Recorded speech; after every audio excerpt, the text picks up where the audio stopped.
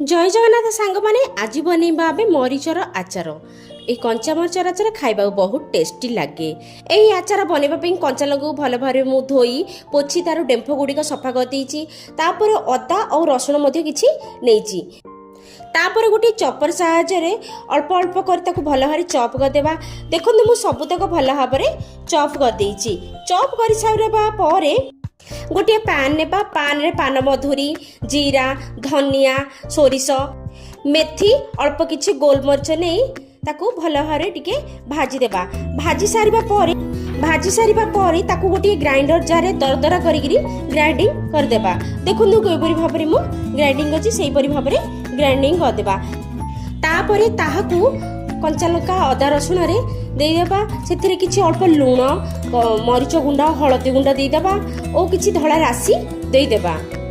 तापरे सेथिरे गरम कर रखिथिबा सोरिष तेल को देदेबा। आपण माने ए स्टेज रे किछि विनेगार मध्ये देई परिबे आकू बहुत समय पई स्टोर कर रखिबा पई। तापरे एहाको भल भाबरे मिसई देबा।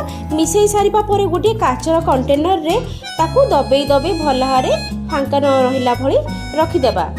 आपण मानुके आचार रेसिपी जदि भल लागिथिबा लाइक सब्सक्राइब शेयर निश्चय कर देबे।